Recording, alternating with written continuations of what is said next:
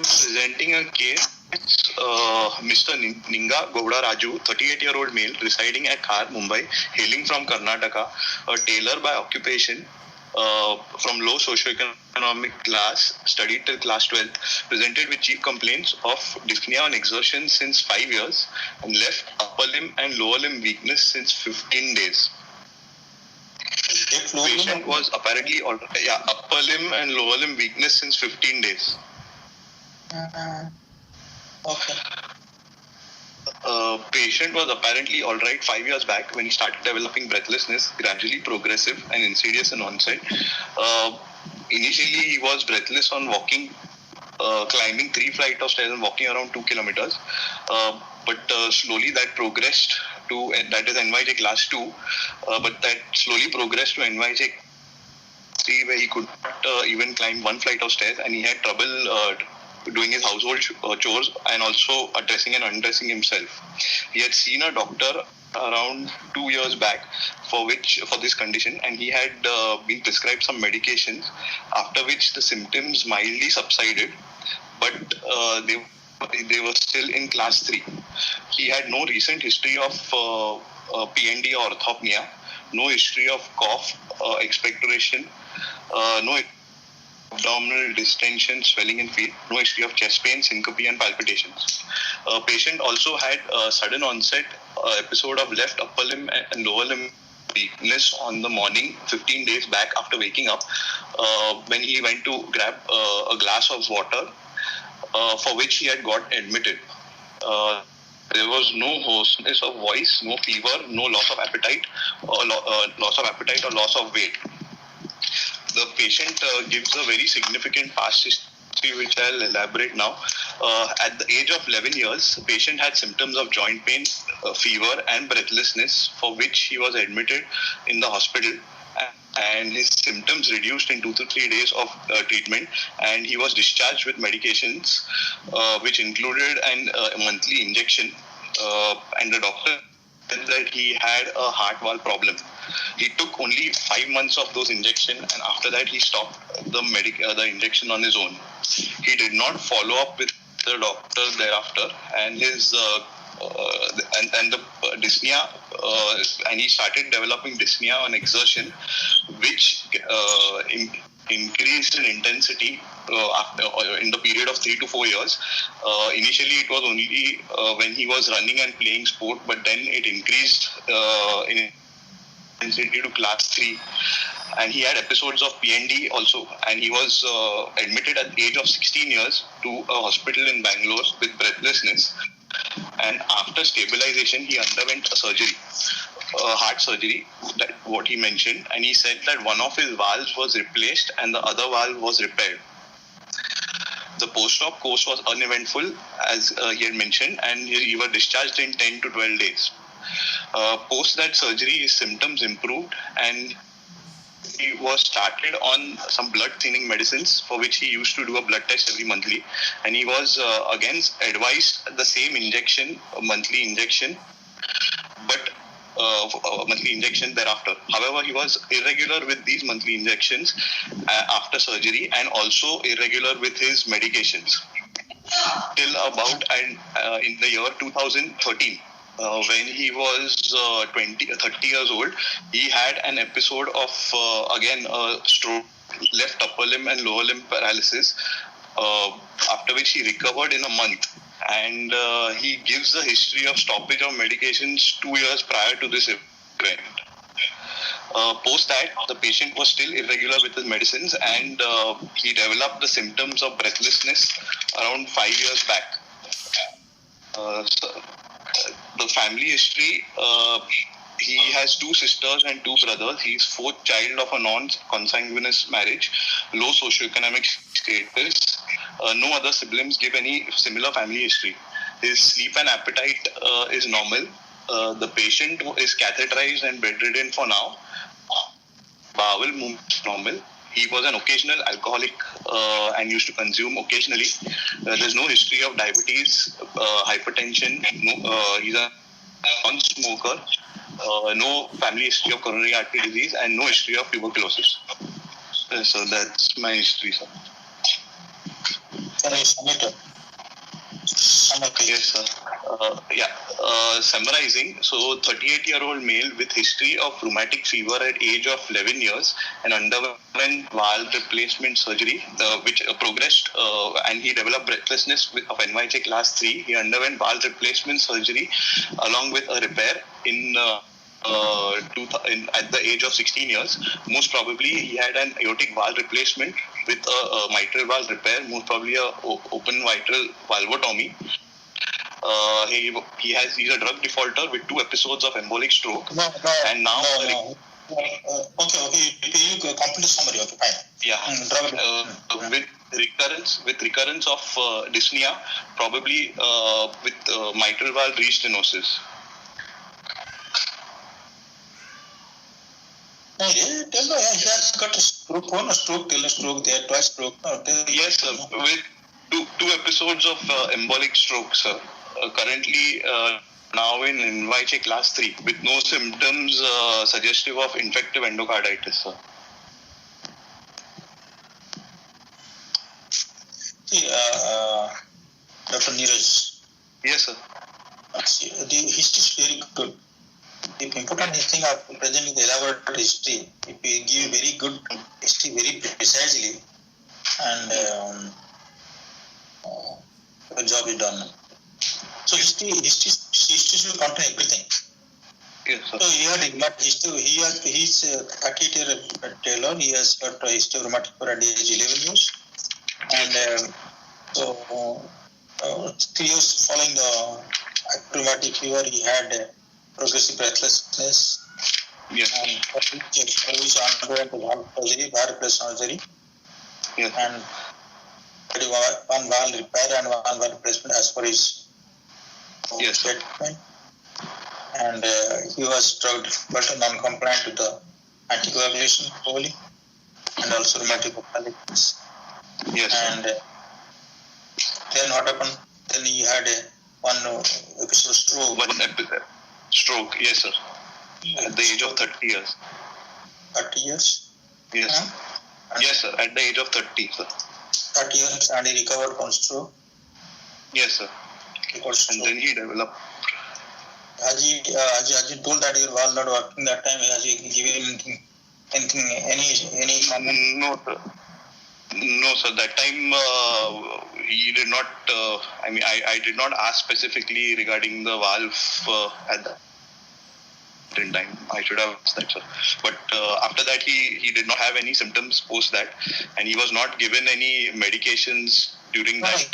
No symptoms. Only has got some double stroke. Yes, sir. Asymptomatic. Yes, then sir.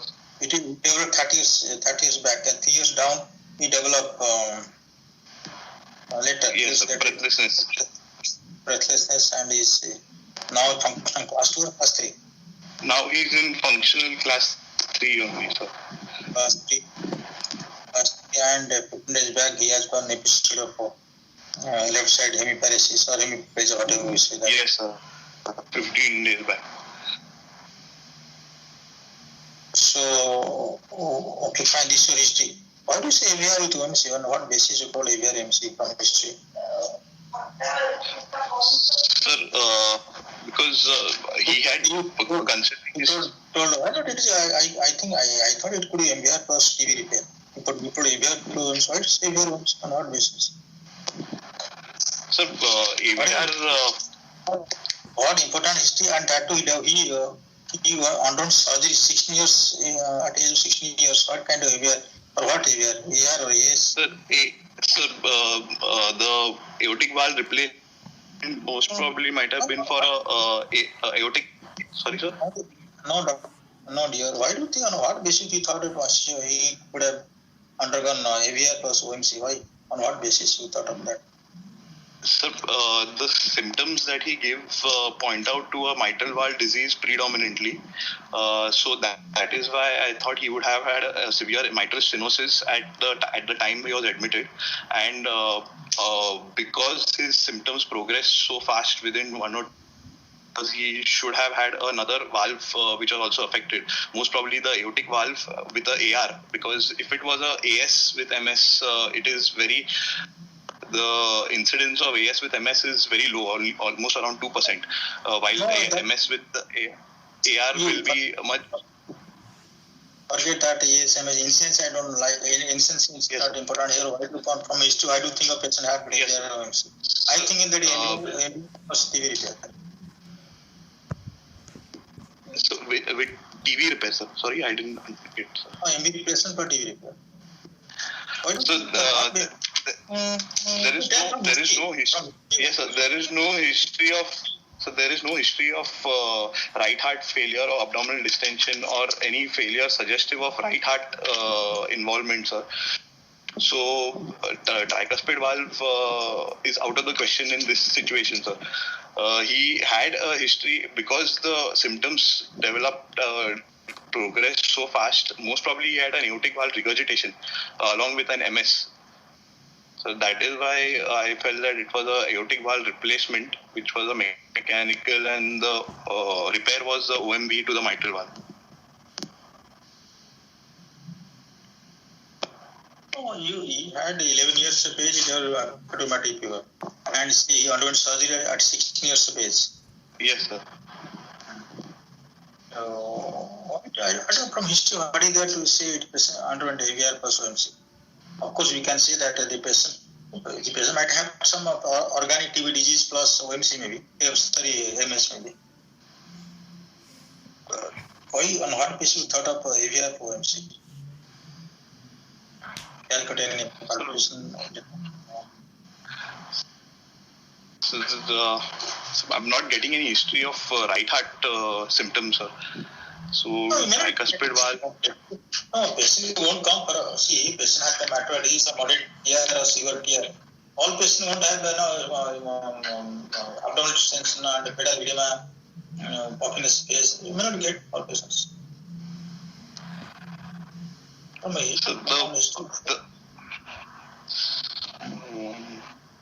It can be, sir, and but only thing is because he had PND, that would go against tricuspid valve disease, sir. The PND would not have occurred just before, and he would not be breathless also. So, if there was any tricuspid valve involvement when he was 16 years of age.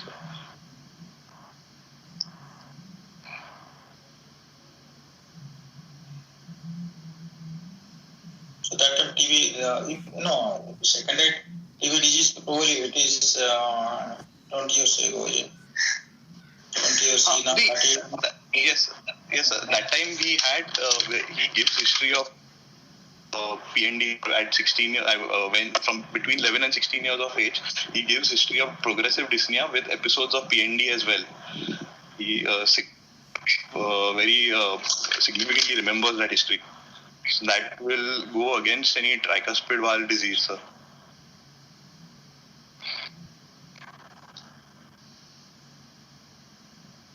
What is the indication of TB surgery? Tell me. Sir, if there is... along with valve replacement and TB repair, TB surgery, what is the indication of TB surgery? Sir, if there is RV dilatation with tricuspid valve annulus more than 40 millimeters, sir, that is an indication for tricuspid valve repair with annuloplasty. TB repair, fine. We don't do annuloplasty, forget that. So what is the indication? One is 40 millimeters then. 40 millimeters in case of or the same thing also applicable on also 60-year man also. Yes, What is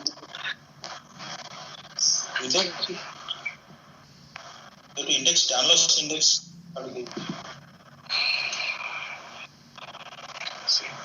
Sir, I'm not sure, sir. 21 millimeter per square meter body surface area. 21 millimeter per square meter body surface area. 20. Yeah, TB annulus. Then what else?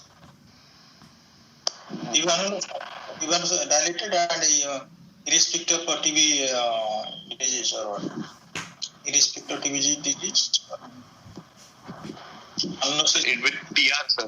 With with TR, if the annulus is dilated more than 40 millimeters, then that is the indication. Okay, then anything? Any other? Anyway, you are going to replace metal valve, but you have to do TV surgery. So what are the indication? So MBR for TV repair, what are the indication for TV repair along with the MB replacement?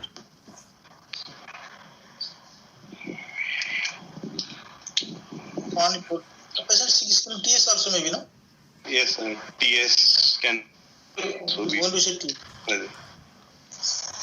When the gradient across the tricuspid valve is more than 2, sir, that is mild. But if there is severe gradient that is more than 7, then that can be indication for surgery, sir.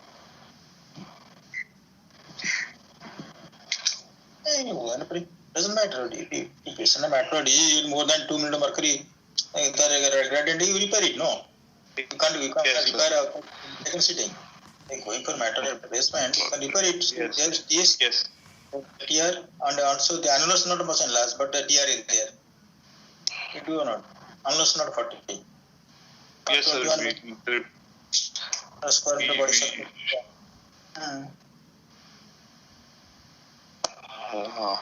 So not sure, sir.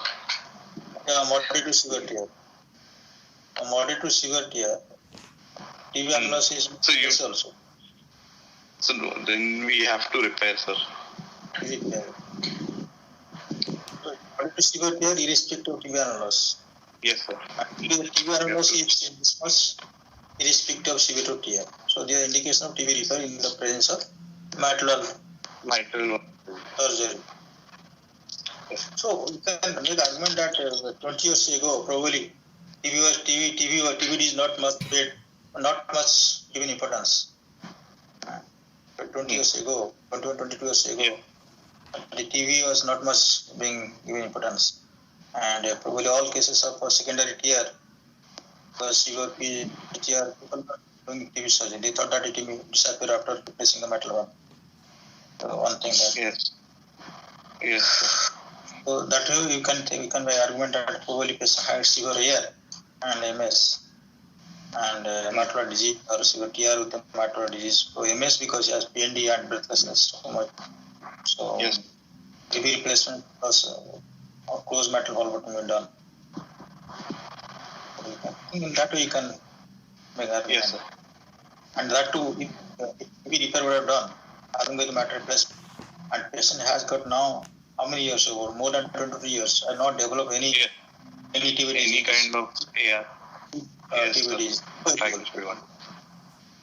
The patient will develop the reappearance of the TB disease. Here, the recurrence of here. Yes, sir. TB repair won't will last so long. Yes. So this argument I make. 20 years ago, people are not giving much importance to TB. It was that time getting forgotten valve. Yes, sir. Yes. Second thing is that if TB repair would have done, patient would have recurrence. So historically there is not any such there is no history of TB disease. So on facing this, I thought it could be AVR and OMC. And now the patient developed. And why the patient developed? You are there from history that you got twice as stroke. And is there no atrial fibrillation history? No, sir. There is no history suggestive atrial fibrillation, sir. There are no palpitations that the patient complains of.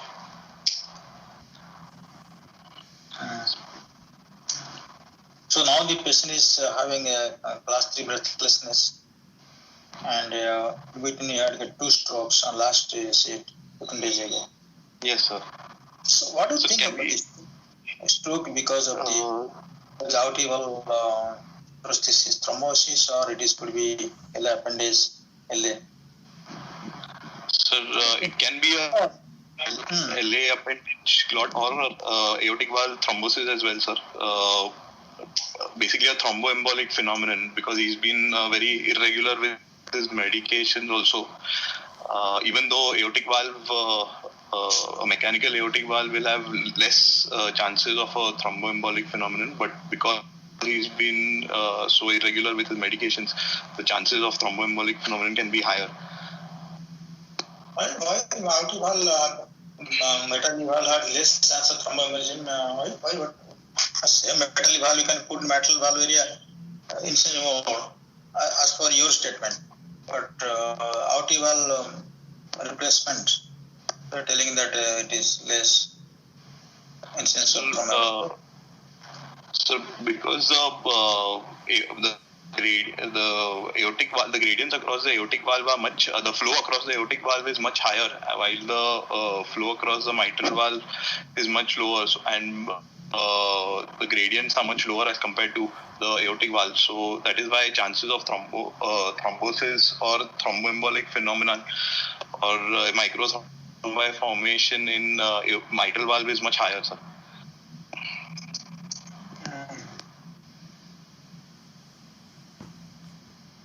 Okay.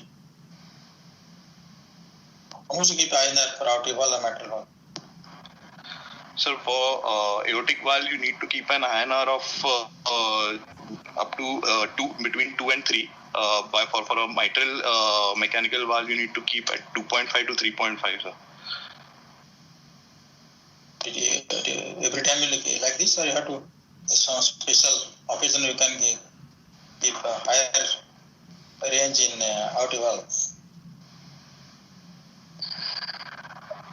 Sir, yes, sir. If the patient has mechanical aortic valve with high risk features, such as if he has atrial fibrillation, or if he has LV dysfunction, or any previous history of thromboembolic phenomenon, or if he has any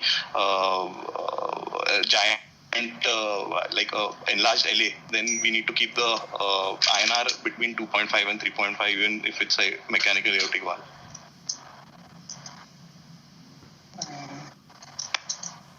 Okay. So now, what is finally what do you think? What is the now present condition now? What is the present condition of this patient as per your history? So currently, he is right now. I feel that the progressing dyspnea is probably due to mitral valve restenosis that has developed in the previous OMV, sir. Considering the history, sir. Previous 1 week? Sorry? Progression of mitral disease? Yes, sir. There is mitral valve restenosis that has occurred, or my other possibility would be if there is any prosthetic valve dysfunction or a pannus or a tissue growth to the prosthetic valve that might have caused the progressive breathlessness.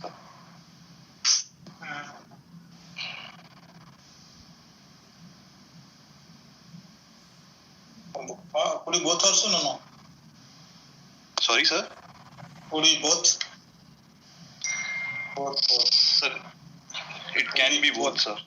Yes, sir. It can be both.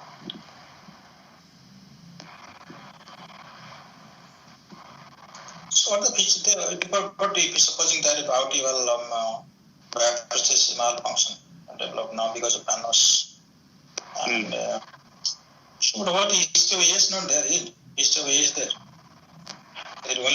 No, sir. There is no history of AS, so that is one point that goes against that. That is why I kept mitral valve restenosis as my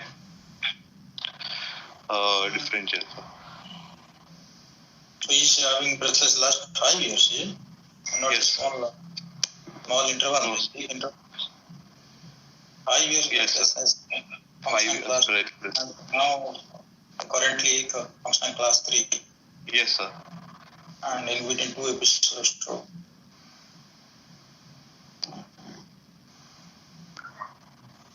So, are there any time he was hospitalized? No, sir. That's what. So when his breathlessness increased around 2 years back, he had seen a doctor for which he was giving medications. He had relief of symptoms mildly, sir. But he never went and got admitted. He was never admitted for acute onset breathlessness, and he never gave any history of PND right now. And has he been advised for hospitalization at time of stroke last 2 years ago? Yes, in 2000, 8 years ago he was admitted for stroke, sir. But that he was admitted only for around a week or 10 days, and he had achieved full recovery within 2 months, sir. Are you told that your body is working or not working? So that I did not. I did not ask that particular history, sir. Yes, sir. I did not ask that particular history. After stroke, what about functional class? So after stroke, he was doing fine. So he was doing his routine daily activities and all his routine day-to-day work. But then after say 3 years, 5 years back, he started developing breathlessness that he noticed on climbing stairs, and initially what work he could do, he could not perform that work without feeling breathless, and that progressed gradually. So there is no history of acute valve thrombosis? No, sir. There is no history of valve thrombosis, sir. There is no acute onset of breathlessness that he is giving.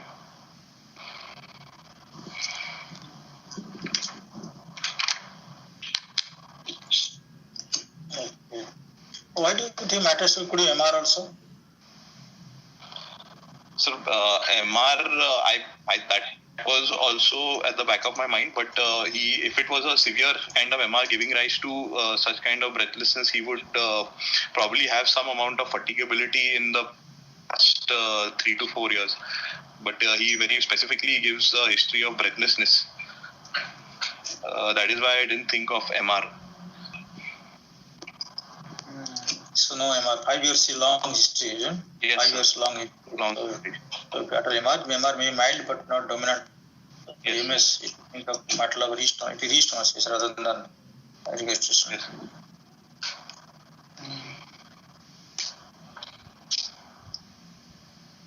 Okay. Exam not yet. Yes, sir. So the patient is conscious, coherent, and well-oriented. He's well built and nourished. He's lying comfortably on the bed. His height is 72 kgs. Height is 172 centimeters. Weight is 72 kgs. Upper segment is 88 centimeters. Lower segment 84. The pulse is 74 beats per minute, regular. Low volume. Bilaterally symmetrical, without radioradial or radiofemoral delay. All peripheral pulses were felt. Blood pressure was 100/60 in right arm supine position, 100/60 in the left arm supine position. The lower limb BP was 120 millimeter mercury systolic. There was no pallor, icterus, clubbing, cyanosis, or lymphadenopathy or edema. The JVP was the mean JVP was 4 centimeters above sternal angle with prominent A waves, normal respiratory variations, and the abdominal jugular reflux was negative. The musculoskeletal system was normal. CVS examination, inspection and palpation together. The chest was normal. Normally shaped, bilaterally symmetrical. The median sternotomy scar is seen 20 centimeters in length. The apex beat is in the left fifth intercostal space, 1 centimeter lateral to the mid-clavicular line. It was with lateral retraction. RV. There was no suprasternal pulsation seen. The parasternal heave of grade 2. There was a palpable second heart sound in the left second intercostal space. There was no thrill that was palpable anywhere over the precordium. The carotid pulsations were normal. On percussion, The upper border of liver dullness in the right fifth intercostal space, stomach tympani in the left. The left heart border corresponds to the apex. The right heart border is retrosternal.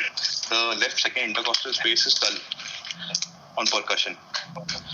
So auscultation, the S1 is loud.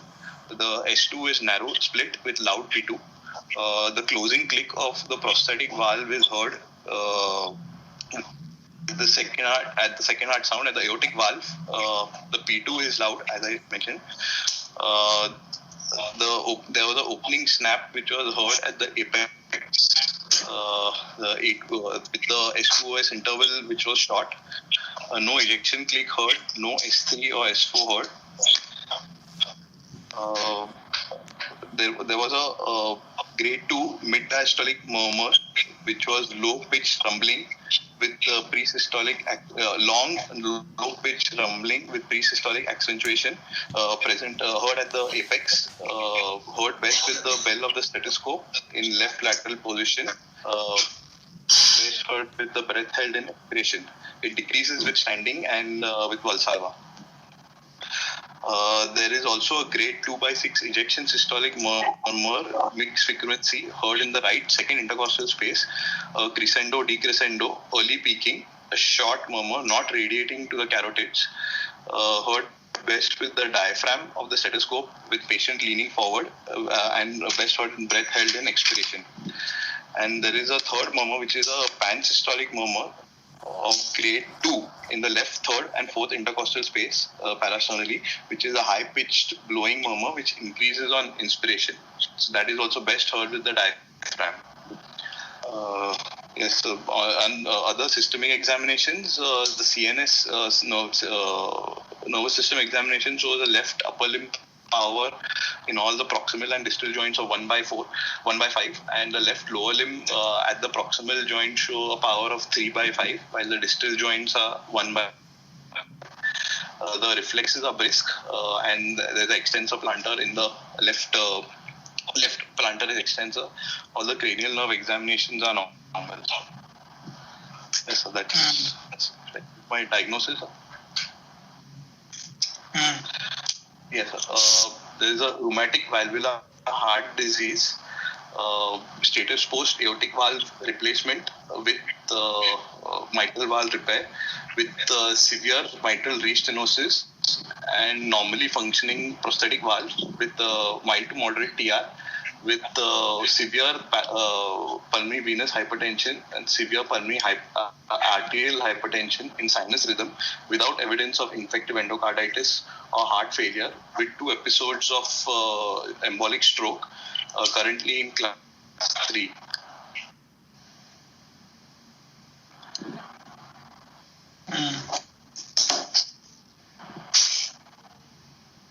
What is the problem in this case, sir? Anything, there any your findings and diagnosis? Anything there is lacking correlation, or everything well correlated?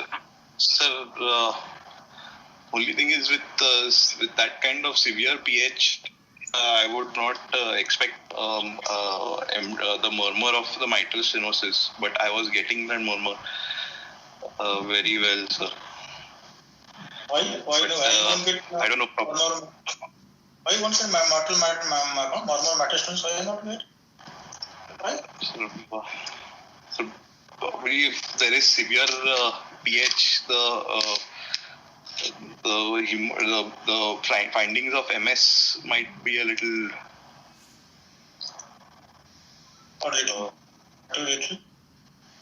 Why? Still, yeah. How do you define severe pH? How do you define severe pH? So severe pH is if the RV systolic velocity is more than 70 with mean pressures of more than 40, sir. And clinically, you're getting actually all clinical signs of pH.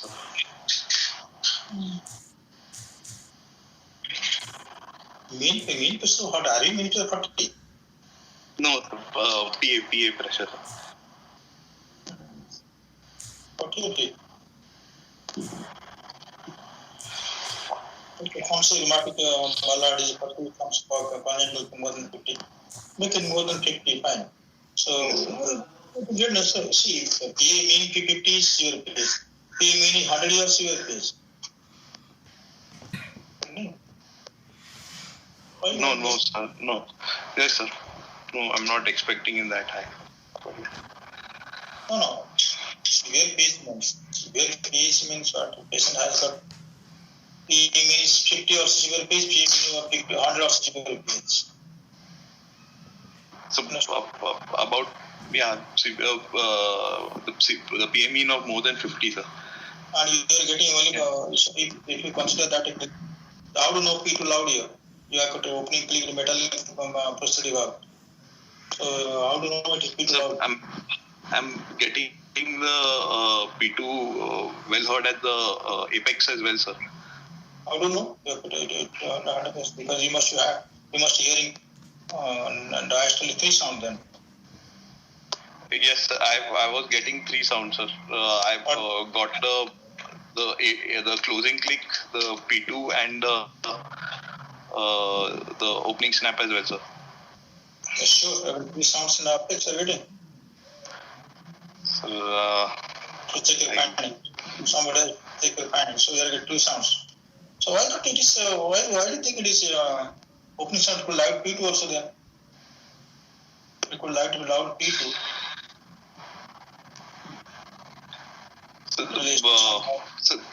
So that's what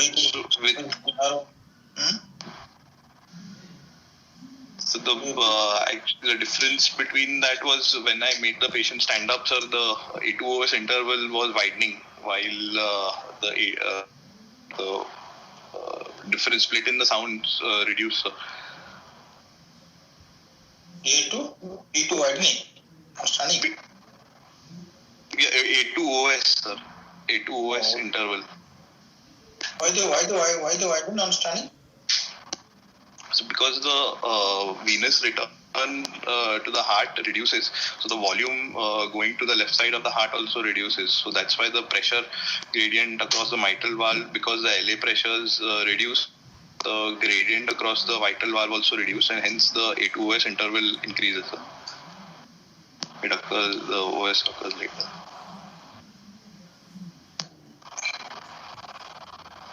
What about the second heart sound? So the second heart sound will become closely split, sir. The second heart sound splitting will reduce. So, but here it was already narrow, so I could not appreciate that much. But the OS was definitely moving ahead. It is narrow because of what? Why is second heart narrow here? So because of the pulmonary hypertension, sir. Not because of the delayed A2. Prosthetic valve delayed closures. No.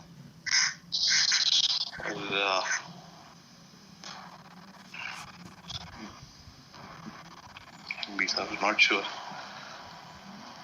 I'm not getting significant more accuracy. LVOT, so I don't think it is because of the delayed output closure. It is because of the early P. Yes, early. You mentioned how to person normal you told slow close, slow, yes, low volume. 30% normal you told? Sir, yes, sir. Because of the severe MS, I think I am getting a low volume pulse, sir. You mean to say that no thrill in the carotid? No, sir. I was not getting a thrill in the carotid, sir. Okay, that also means neutral carotid pulse normal. Yes, sir. No thrill in the carotid pulsation.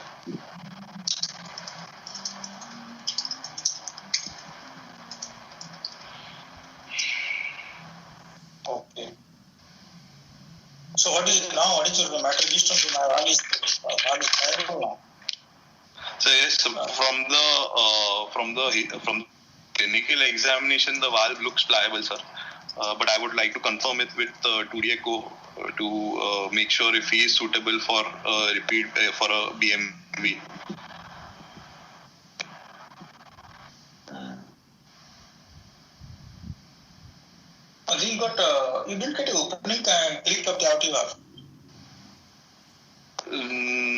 No, sir. I did not get any opening sound, sir. I think you mean that valve is not functional. And how do you show the prosthetic valve functioning well? Sir, in case of metallic prosthesis, opening sounds are not very easily audible, sir. Only the closing clicks are easily audible clinically on auscultation.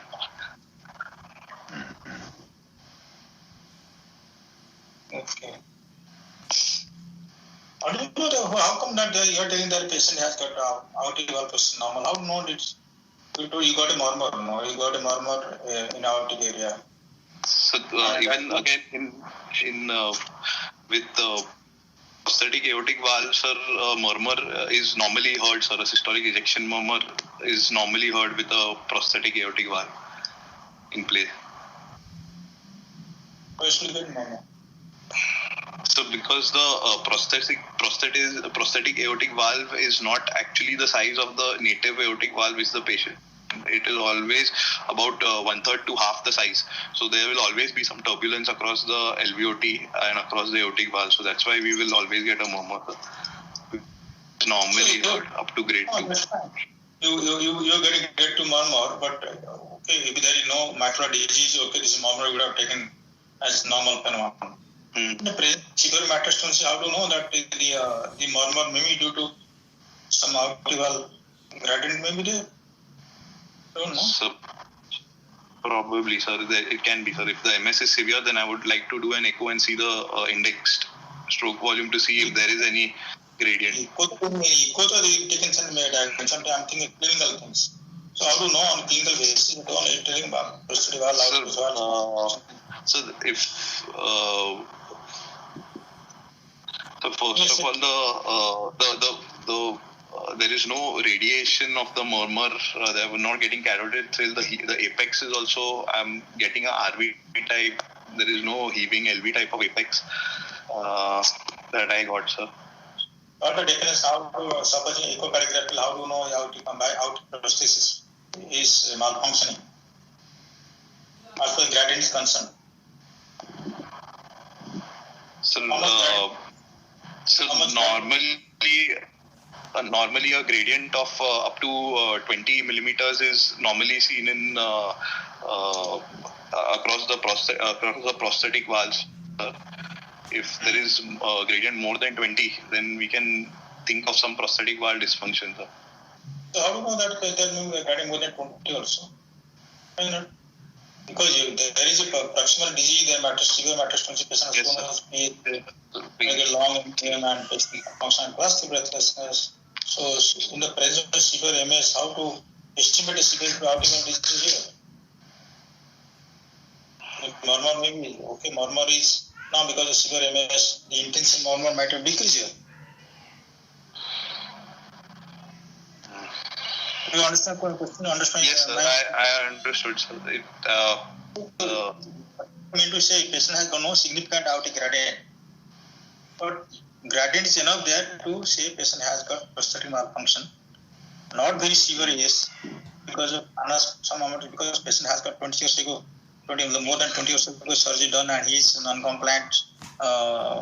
Yes, sir. Non-compliant and is drug defaulters. So many things. So there's some panels maybe there, and some patient might have some gradient in across aortic valve. I can see there is functioning well. Only thing that we can see that the closing click is hard well. That yes, is point. Closing click is hard well. Yes, sir. If you find incorrect. But instead of that, we can't say the prosthetic valve is functioning well. We cannot say you're already 20 years over, more than 20 years.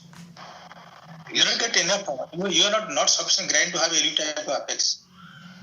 But that too, if it has got no macular disease. With this scanning, you can tell that prosthetic valve function well.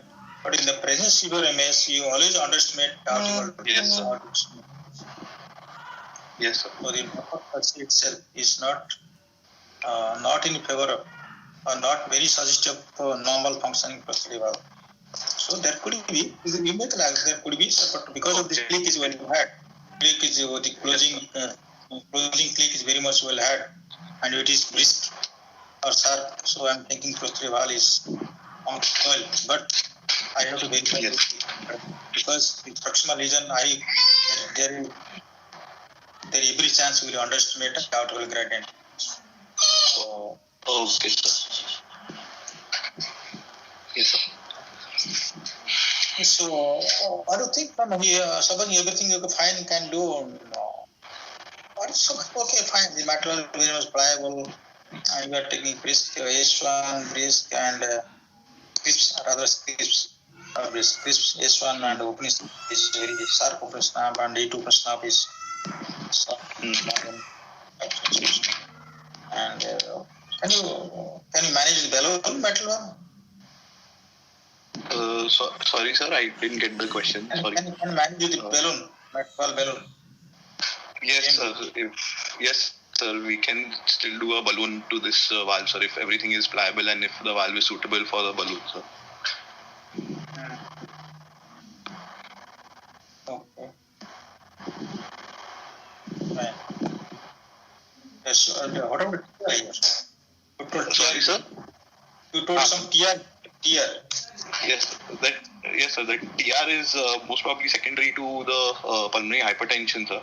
So I would reassess that after treating the mitral valve disease, sir. Then what will happen? If after that, if some TR is moderate, what will do then? So no, sir. If it's still if it's still moderate, then I would assess the symptoms, sir. Since he's not having any symptoms of right heart failure still, sir, I would give him good diuretics and medications and treat the symptoms and reassess the tricuspid valve on follow-up.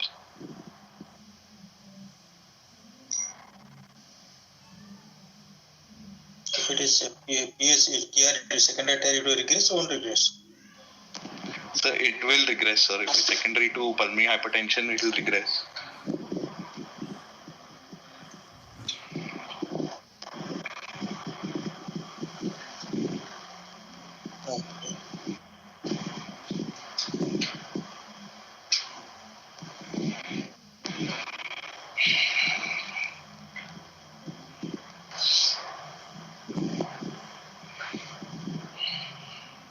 Okay, let's go to ECG X-ray there with you.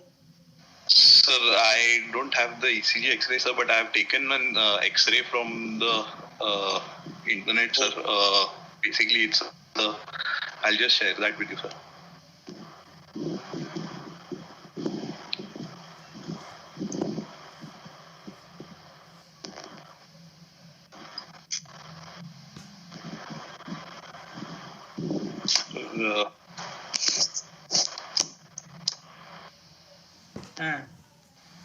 One.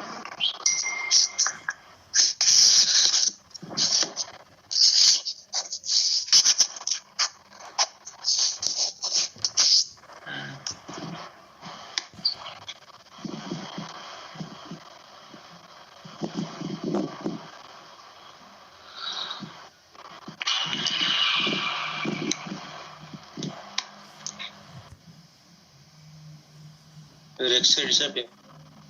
1 minute.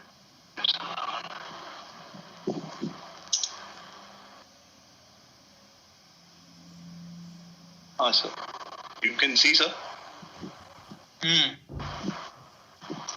This is not particular X-ray. This is not the X-ray of this patient. No, this is not the patient's X-ray, sir. I don't have the patient's X-ray and ECG, sir. I just got this one X-ray from the internet, a prosthetic valve at the aortic level, so that's why I thought I'd share.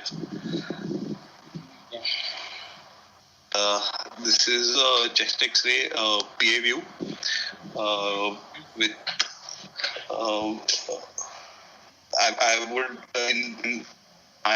I would expect the cardiac silhouette showing left atrial enlargement with a prominent pulmonary conus. Here I'm not getting that. I didn't see enlargement here. So no. So I'm talking about in my patient, sir. I'm just if you want me to describe this X-ray, sir, or should I tell what I would see in my? No, no need of projecting X-ray. Then I can theoretically discuss. Okay. That is so. You can theoretically discuss LA enlargement that severe PVH. What's the evidence of the X-rays PVH? Tell me. Severe PVH. Severe PVH would there would be first of all there would be antler sign with cephalization of the pulmonary vasculature of the pulmonary veins along with curly B line. And if there's interstitial edema along with peribronchial cuffing, but if there is alveolar edema, then get the bat swing appearance where the hilar opacities are there bilaterally, sir. Okay, that is about the patient has got 5 years history of breathlessness. What do you get in X-ray? I would have got definitely some amount of interstitial edema with curly B lines and curly A lines as well, and with cephalization of the pulmonary veins, sir.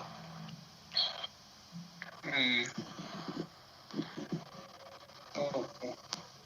So you won't get in case any long-standing severe PVH, you won't get that peribronchial cuffing, and you won't get this. No, sir. Long-standing, you won't get. Neither also you may not get anything on the chest on auscultation also. You won't get the cardinal features of heart failure that have been taught in our undergraduate. Yes. One of the signs is bivascular clefts is absent in a long-standing severe PVH. Yes, sir. So you won't get any long-standing PVH, you won't get peribronchial cuffing, neither you get batting appearance. You'll get, you'll get if it is there, special matter stenosis, you'll get what? You'll get curly lines, and cephalization lines, and you may face nodules or ossification of the lungs. Yes. Last one is long-standing matter. Okay. And evidence of severe PVH.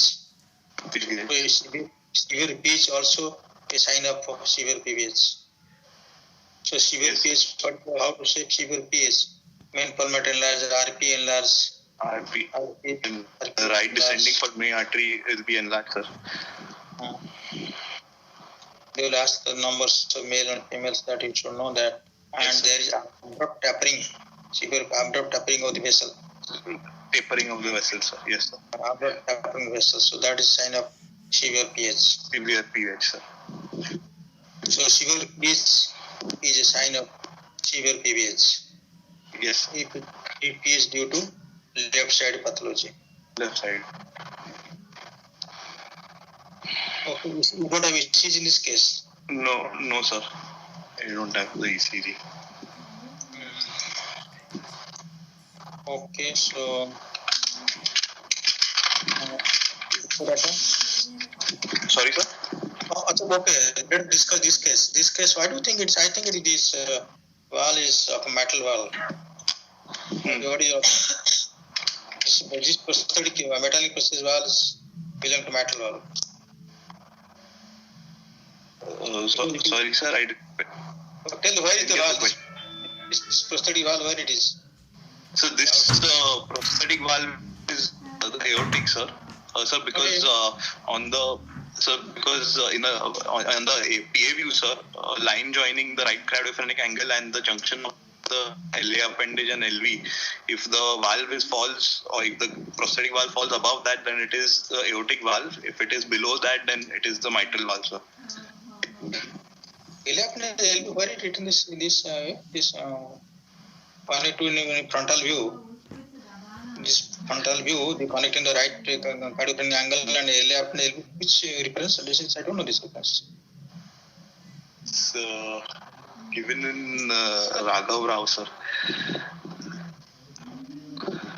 And otherwise, the most accepted view is the lateral view, sir. In lateral chest X-ray, you draw a line from the apex to the hilum, sir. And if the valve is following up above that, then it is the aortic valve. If it is below that, then it's the mitral valve, sir. Okay, this one is lateral view or LO view, that is. And lateral, yes. Fully lateral view, what other thing? Sir, yes, sir. You divide the cardiac silhouette into thirds, into equal three parts. The valve in the middle portion will be the aortic valve. The valve posteriorly will be the mitral valve. Yes. But the mid part is aortic valve and posterior is mitral valve. In lateral view, 90 degree lateral view, left lateral view.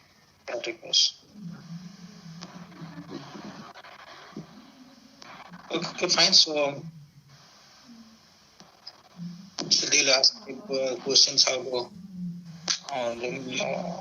the prosthetic malfunction. They'll ask clinically and cardiologically. They will ask all questions. Yes. And hemodynamically. Suppose you assess that this patient has got hemodynamic assess my aortic valve gradient. How do my this particular case, your case? Sir. So how to assess aortic valve gradient here?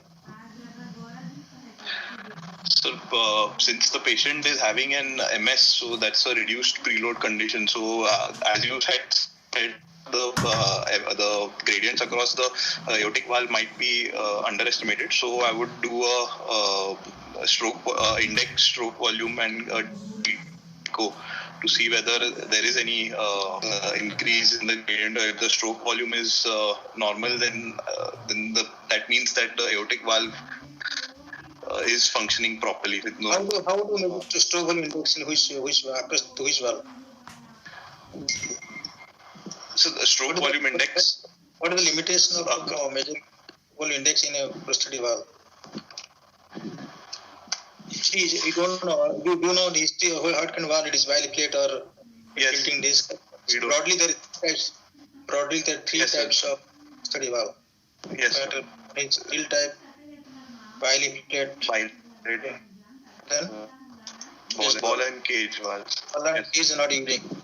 No. Tilting disc or is biplate. So tilting disc is useless. The jet is eccentric. Biplate has got three with it goes center, both lateral. Both jet lateral. Yes, sir. Very difficult to assess the stroke volume index here. Or it across the aortic valve. So that will go. So exact thing that limitation, isn't it? Yes, sir. This assessment of non-invasive assessment of aortic valve measurement or the valve area measurement. Okay, sir. Limited. Follow period. Okay. So how to invasive hemodynamically how to make gradient? When you are going to PTMC, this case, how do you need to assess aortic valve? I would, as we are going in for the PTMC, sir, we would see the after doing the PTMC, we would see the gradient. I mean the LV pressure and the aortic pressure with the catheter placed in the aorta, sir. So the peak-to-peak gradient that we would get in the on the hemodynamic charts, that would give the actual gradient across the aortic valve. So there you can calculate area. Yes, sir. Borlin formula. Yes, sir. Borlin formula we can calculate, so the cardiac output upon the systolic ejection time by heart rate upon mean gradient into 44. So that is case of native valve. Prosthetic valve. Any separate formula, same formula will hold good. So these have to read all the things. Okay, sir. Okay. Okay, so fine. So read out your echo findings. So yes. What is echo? So echo shows normal LV function with normal LV dimensions. The LA is dilated, sir. 55 millimeters in parasonal long axis view. There is severe MS with gradient of 24 by 14, 70. There was a normally functioning prosthetic valve with pulmonary artery systolic pressures of 65, sir, with moderate TR. And the gradient across the aortic valve was 2.7 meter. The velocity, and gradient was 20 by 10.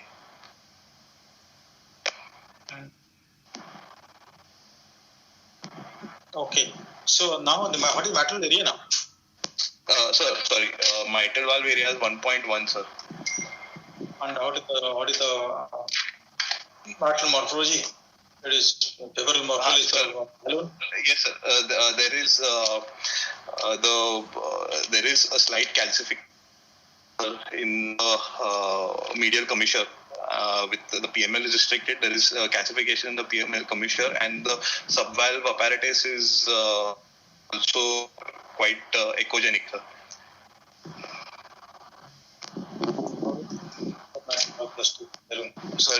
Sorry, sir. How to know echocardiographically it is suitable case for BMB? Sir, I first we will do the valve score, sir. Valve score, considering the valve leaflet mobility, the calcification, the subvalve apparatus, and the leaflet thickness. Considering that if the valve score is more than 8, then it is, especially in such a case where there is a restenosis in a previously operated valve, then the chances of failure is much higher if the valve score is more than 8. Secondly, we would see for the LA clot, and especially the commercial and also the commissural calcification. And yes, sir. That's so whatever echo parameters available to us. So what is your opinion regarding the PTMC suitability? Sir, I would say that this is not a very suitable valve for PTMC, sir, considering the commissural calcification and highly echogenic subvalve structure.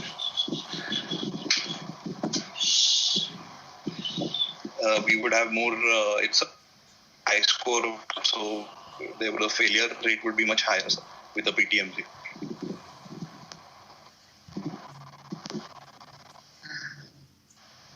Commissioner, will one commissioner, other commissioners not nodules? No, sir, there is no nodule, sir. There is commissural fusion, but there is no nodule or calcification.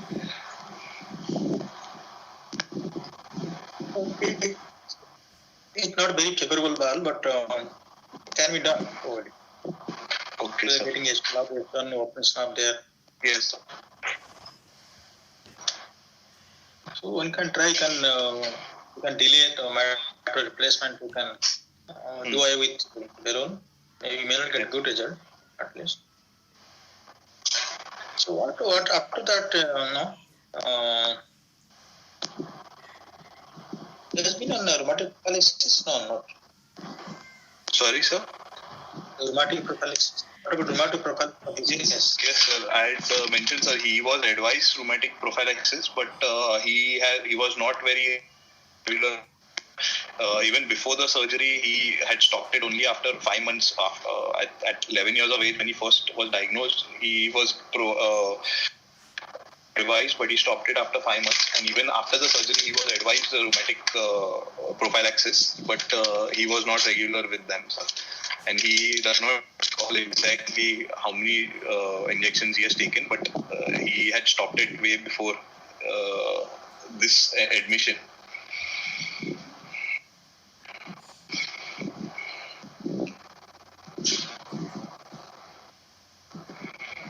So now, okay, we did mitral valvoplasty. Okay, you have got some sort of not very excellent, but it is good result you got. So how to follow the case? How do you want to follow the case? Sir, if I've got a good result, that means my valve area should be at least more than 1.5 or more than half the previous valve. Yes, sir. You got a mitral area 1.6. Mean gradient has come down to 7, yes, 8, something like that. So how do what medication prescribe? How to follow up the case? How frequently follow the case? What prescription give?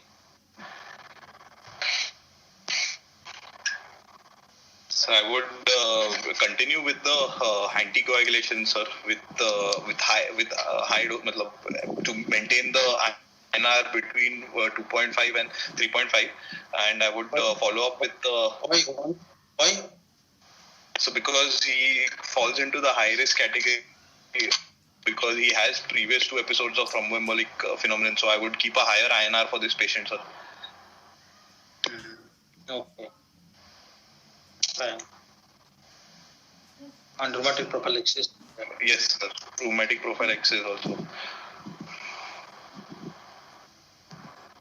Beta blocker you give or don't give? Sir, without any medications, his heart rate is at around 70, sir. So I would not give him any beta blockers right now, sir. But I would, on follow-up, see his heart rate and see the response to the how it is, sir. He's without any drug, without any beta blockers. Or any concentrate. Sorry, sir. No, sir. He was on medication. Sorry, sir. He was on medication, sir. Which he was treated. So he was on beta blockers. His heart rate is 72, sir. So I would continue with the beta blocker.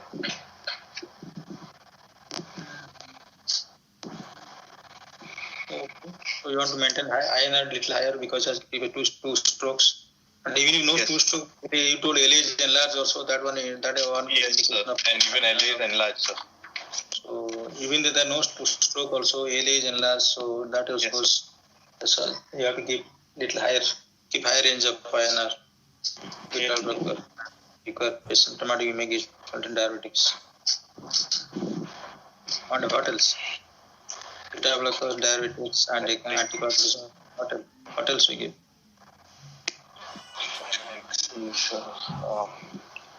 So many people they don't give aspirin, but guidelines says how to give aspirin. We give always aspirin. If patient not tolerating aspirin, give clopidogrel.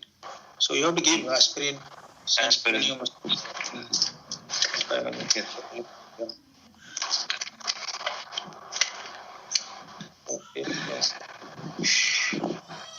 Okay, good. Okay, sir. Finding. This is all theoretical discussion because without seeing